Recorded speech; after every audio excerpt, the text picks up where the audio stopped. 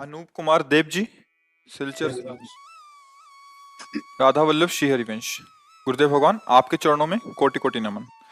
महाराज जी, शास्त्र में सुना है, साधु संग सर्व शास्त्रे कोय, लव मात्र साधु संग सर्व सिद्धि होए। लेकिन महाराज जी, हम जैसे साधारण जीव कैसे समझें कि कौन साधु है, कौन प्रपंच कर रहा है? हम कैसे समझें कि हम सही दिशा में चल रहे हैं? सबसे बड़े महापुरुष भगवान है। किसका प्रश्न है? आपका। वंदे महापुरुष ते चरणारविंद, भगवान को कहा गया ना। ध्येयम सदा परिभवग्नम अभीष्ट दोहम, तीर्थास्पदम शिविरंच नुतम शरण्यम, भृत्यार्तिहम प्रणतपाल भवाब्दिपोतम, वंदे महापुरुष ते चरणारविंदम। सबसे बड़े महापुरुष महात्मा भगवान श्री राम, श्री कृष्ण, श्री हरि, जो बोलो हैं। अब वो जानते कौन महात्मा है, तो पहले बड़े महात्मा से अपना परिचय बनाओ। कृष्ण कृष्ण, हरि हरि, जो भी है वो नाम रटो और इसका फल मांगो। जैसे ध्रुव जी ने, प्रहलाद जी ने, भगवान शंकर ने, बड़े बड़े महापुरुषों ने कहा है, अपने प्रेमी महाभागवत का संग दीजिए। बार बार बर मांगहूं हर्षदेव श्री रंग, पद सरोजन पायनी, भक्ति सदा सत्संग। साधु संग दीजिए।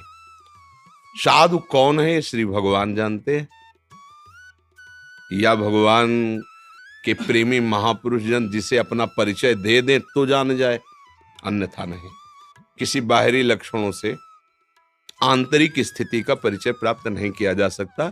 ये प्राकृतिक नहीं होती, ये आनंदमयी चिदानंदमयी स्थिति होती है, जो प्राकृतिक नेत्रों से और प्राकृतिक बुद्धि से अनुमान नहीं किया जा सकता।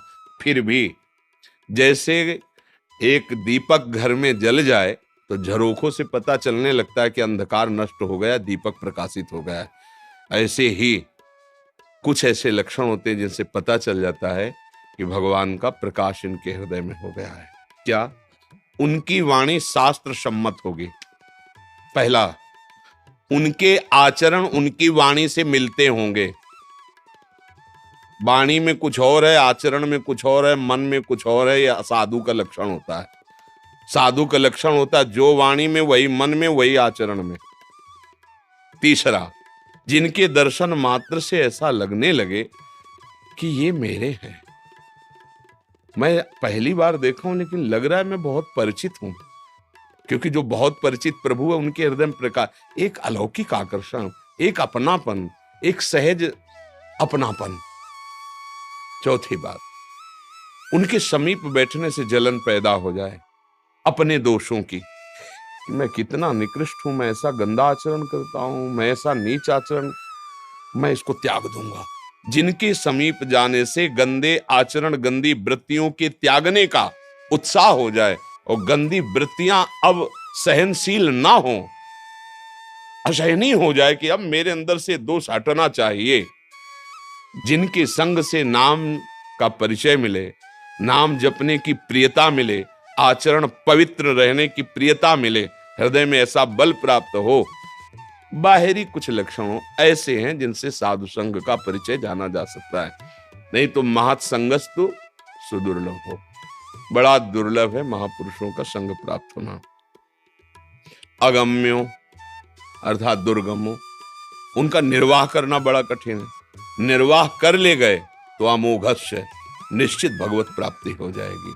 साधु संग का मतलब है तुम्हारा अभिमान नष्ट हो जाए, तुम्हारे हृदय में भगवत चरणारविंद के प्रति प्रियता हो, तुम्हारे हृदय में भगवान नाम जपने। तो कौन सा कार्य ऐसा जो तुम्हारा नहीं बनेगा भगवान नाम जपने से? दैन्य हो जाओगे तो स्वामी तुम्हारी रक्षा करेगा, नाम जप करोगे तो जो चाहो खरीद सकते हो। भगवान को भी, अजित को जीत लिया जिन्होंने नाम जप किया।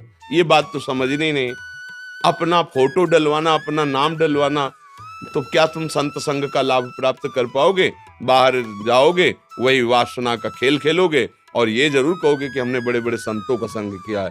संत संग अपवर्ग कर, संतों का संग दुर्गति, द्वंद्व, कुवासनाएं, भय, विषाद, चिंता, इनसे मुक्त करने के लिए होता है। जिनके संग से ऐसा रंग चढ़ जाए, जिनके दर्शन से तुम्हारा मन भयभीत हो जाए, कुमार्ग में जाने से डरने लगे, उन्हें भगवान का दास समझना चाहिए, उन्हें संत समझना चाहिए, बकाया संत तो भगवान श्री मुख से कहते हैं कि जान्यो संत अनंत समाना। कैसे उस अनंत की महिमा जो शास्त्रों में गाई गई उसको अपने हृदय में बंदी बना लिया प्रेम से, तो उन संतों की महिमा का कैसे वर्णन किया जा सकता है। बकाया सरल सहज, जो वाणी में वही आचरण में वही मन में, जिनके दर्शन स्पर्श संभाषण से हमारा हृदय निर्विकारिता की तरफ चलने लगे, भजन प्रियता बढ़ने लगे, जिनके देखने से शांति और ऐसा लगने लगे कि जो मैं खोज रहा था मुझे मिल गया, मुझे विश्राम मिल रहा है। बस यही संतों की बाहरी पहचान। आंतरिक तो ठाकुर जी कृपा करके समझावे तो समझ आवे, नहीं बाहरी प्राकृतिक बुद्धि से अनुमान नहीं लगाया जा सकता कि 21 कोटि के कैसे महापुरुष हैं। वो तो उस स्थिति का महापुरुष हो या वो स्वयं अपना दर्शन करावें उस भाव का, तो वो अधिकारी हो तब उसका अनुभव हो। ये है, ऐसे बाहरी लक्षणों से नहीं जाना जा सकता।